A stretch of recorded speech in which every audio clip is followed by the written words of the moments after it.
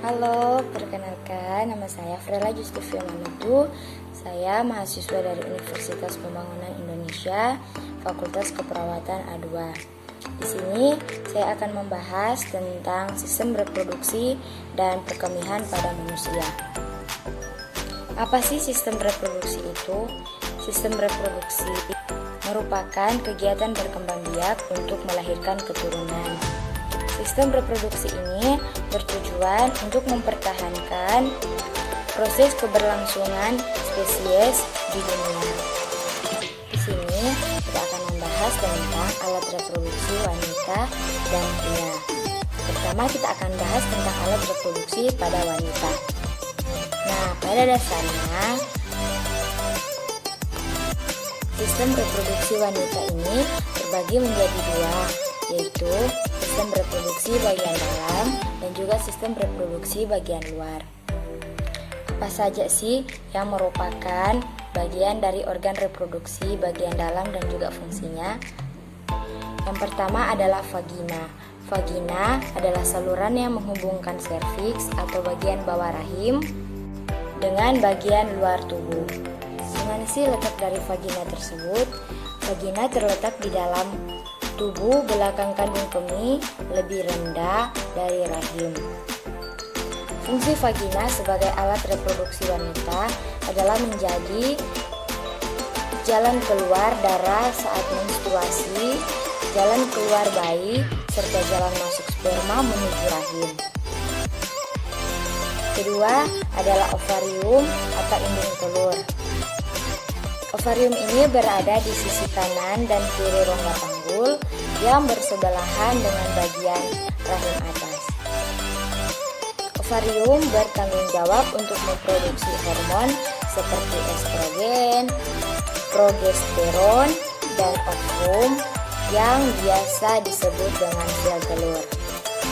Yang ketiga adalah tuba falopi. Tuba falopi atau oviduk memiliki bentuk seperti saluran bercorong yang masing-masing membentang dari ujung kanan dan ujung kiri pada rahim atas ke ujung ovarium. Organ reproduksi ini mempunyai fungsi untuk mengangkat ovum dan membawanya ke dalam infundibulum atau bagian ujung tuba falopi menuju rahim. Keempat adalah rahim atau uterus.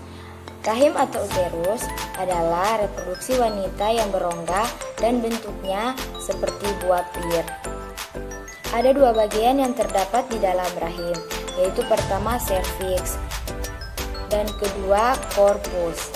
Serviks merupakan leher yang berada di bagian bawah dan menjadi jalan menuju vagina serta tubuh rahim, yaitu korpus. Nah, sedangkan korpus adalah area fleksibel karena bisa mengembangkan sesuai perkembangan bayi dan juga merupakan saluran darah menstruasi dan sperma. Yang kelima adalah leher rahim atau serviks. Leher rahim atau serviks adalah organ yang berbentuk silinder atau tabung yang menghubungkan vagina dengan rahim. Serviks juga terdiri dari dua bagian, yaitu ekstoservix atau dinding luar rahim dan endoservix bagian dalam leher rahim. Serviks memproduksi lendir yang akan berubah selama siklus menstruasi. Teman-teman, itulah 5 alat reproduksi pada wanita yang terdapat di bagian dalam. Nah, berikut kita akan membahas alat reproduksi wanita pada bagian luar. 1. Labia majora. Organ reproduksi ini sebagai bibir besar karena fungsinya melindungi organ luar lainnya. Pada masa puber, area kulit di labia majora akan tumbuh bulu atau rambut yang juga mengandung kelenjar penghasil minyak. Kedua adalah labia minora. Labia minora atau bibir kecil merupakan alat reproduksi wanita yang mempunyai berbagai ukuran. Letak tepat di dalam labia majora. mengelilingi bukan ke vagina dan uretra atau saluran pembawa urin. Kulitnya juga sangat halus, mudah teriritasi dan bengkak. Ketiga adalah kelenjar Bartholin. Kelenjar ini berada di setiap sisi lubang vagina dan bisa mengeluarkan sekresi cairan atau lendir untuk melumasi area mis. V. Keempat adalah klitoris. Klitoris merupakan tonjolan kecil dan sensitif. Klitoris ditutupi oleh lipatan kulit disebut sebagai prepotium, mirip dengan kulup di ujung penis. Nah, teman-teman, itulah bagian-bagian dari alat reproduksi wanita yang terdapat di bagian dalam atau juga luar. Sekarang kita akan membahas tentang alat reproduksi pada pria. Sistem reproduksi pada pria sebagai berikut, yaitu pertama adalah penis. Penis berfungsi sebagai saluran kencing atau urin sekaligus tempat keluarnya sperma. Yang kedua adalah skrotum. Skrotum berperan untuk menjaga suhu testis agar sesuai untuk memproduksi sperma. Pada skrotum terdapat 2 buah testis. Ketiga adalah testis. Testis adalah kelamin bagian dalam. Fungsi dari testis adalah untuk memproduksi sperma dan hormon testosteron. Keempat adalah epididymis.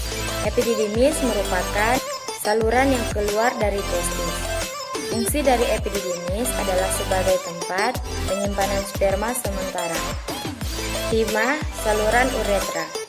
Saluran uretra adalah saluran yang terdapat di dalam penis dan merupakan akhir dari saluran reproduksi.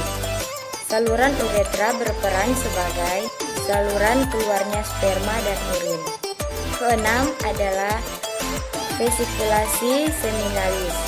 Vesikulasi seminalis merupakan kelenjar yang menghasilkan zat yang berisi basa atau alkali, fruktosa atau gula monosakarida, hormon prostaglandin, dan juga protein pembekuan.